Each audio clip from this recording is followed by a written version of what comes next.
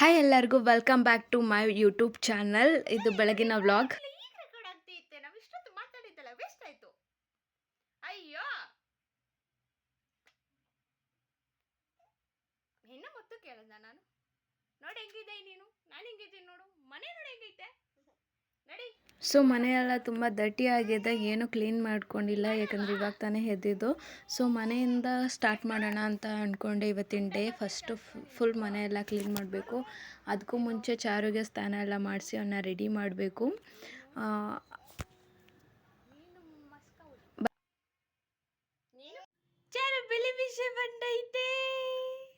ಚಾರ್ವಿತ್ಗೆ 3 ವರ್ಷ ತುಂಬಿತು. ಸೊ ಅವ್ನ ಬರ್ತಡೇ ಆದ ತಕ್ಷಣ ನಾನು ಊರಿಗೆ 2 ದಿನ ಕಳಿಸ್ಬಿಟ್ಟಿದ್ದೆ, ಯಾಕಂದರೆ ಅವ್ನಿಗೆ ಬ್ರೆಸ್ಟ್ ಫೀಡಿಂಗ್ ನಾನು ಸ್ಟಾಪ್ ಮಾಡಿರಲಿಲ್ಲ. ಸೊ ಅದರಿಂದ ನಾನು ಊರಿಗೆ ಕಳಿಸಿದ್ದು ಒಂಥರ ಒಳ್ಳೇದಾಯಿತು. ಇವಾಗ ಅವ್ನು ಗ್ಲಾಸ್ ಫುಲ್ ಹಸು ಹಾಲು ಕುಡ್ಕೊಳ್ತಾನೆ, ಮತ್ತು ಹಣ್ಣು ತರಕಾರಿ ಊಟ ಅನ್ನ ಏನೇ ಇದ್ರೂ ತಿಂತಾನೆ. ಸೊ ಅದರಿಂದ ನನಗೆ ಹೆಲ್ಪ್ಫುಲ್ ಆಯಿತು. ಇವಾಗ ಅವನು ಮುತ್ತು ಕೊಡೋದು ಅದು ಇದು ಸ್ವಲ್ಪ ಪಿಕಪ್ ಆಗಿದ್ದಾನೆ. ನಾನು ಕಸ ಗುಡಿಸ್ಬೇಕು ಅಂದಾಳ, ನಾನೇ ಗುಡಿಸ್ತೀನಿ ಅಂದ್ಬಿಟ್ಟು ರೆಡಿಯಾಗಿದ್ದಾನೆ.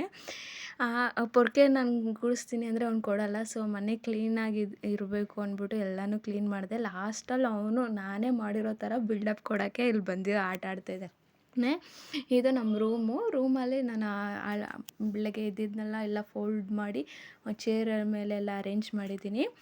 ಮತ್ತು ನಾನು ಕೂಡ ಫ್ರೆಶ್ ಅಪ್ ಆಗಿ ಇದು ಮಾಡಿದೆ.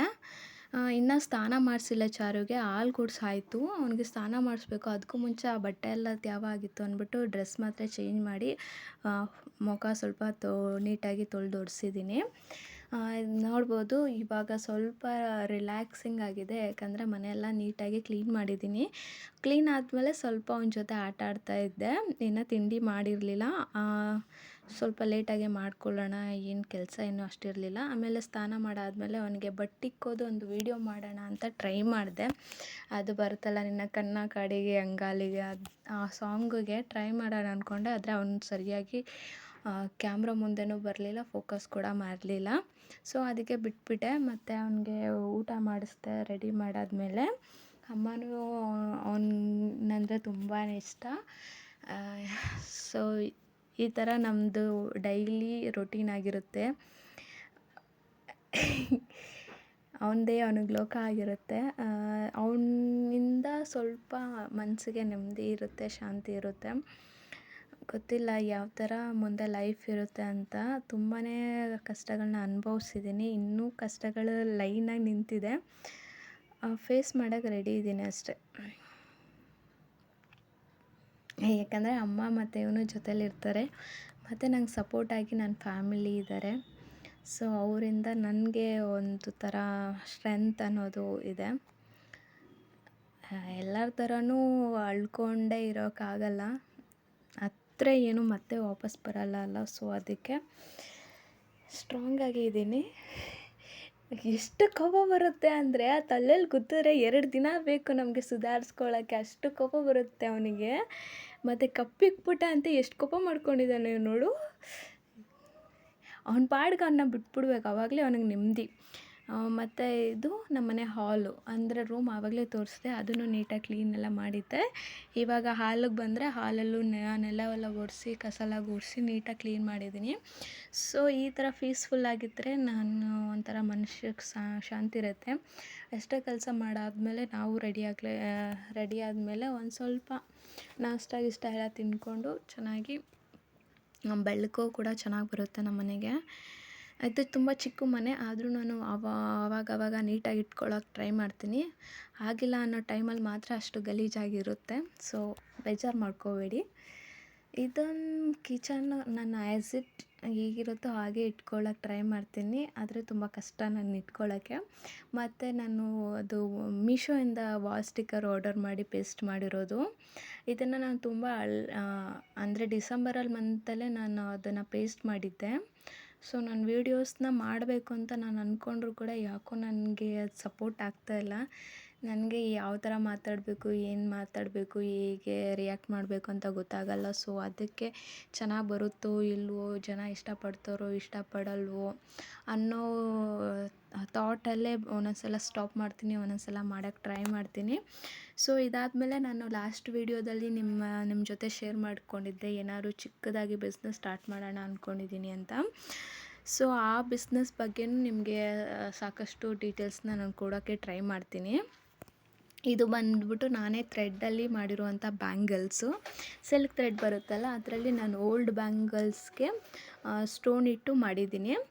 ಇದು ಲುಕ್ಕೆಲ್ಲ ಚೆನ್ನಾಗಿ ಸಿಗುತ್ತೆ ನಿಮಗೆ. ಯಾವುದೇ ಡ್ರೆಸ್ಗೆ ಆಗಿರ್ಬೋದು, ಸ್ಯಾರಿಗಾಗಿರ್ಬೋದು, ಟ್ರೆಡಿಷ್ನಲ್ ವೇರ್ಗೆ ಮಸ್ತಾಗಿ ಸೂಟ್ ಆಗುತ್ತೆ. ನೀವೇನಾದ್ರು ವೆಸ್ಟರ್ನ್ ವೇರ್ ಹಾಕ್ಕೊಂಡ್ರೂ ಸೆಂಟ್ರಲ್ಲಿರುತ್ತಲ್ಲ ಪಾರ್ಟು, ಅದು ಸಿಂಗಲ್ ಹಾಕ್ಕೊಂಡ್ರೂ ಕೂಡ ತುಂಬ ಚೆನ್ನಾಗಿ ಕಾಣಿಸುತ್ತೆ.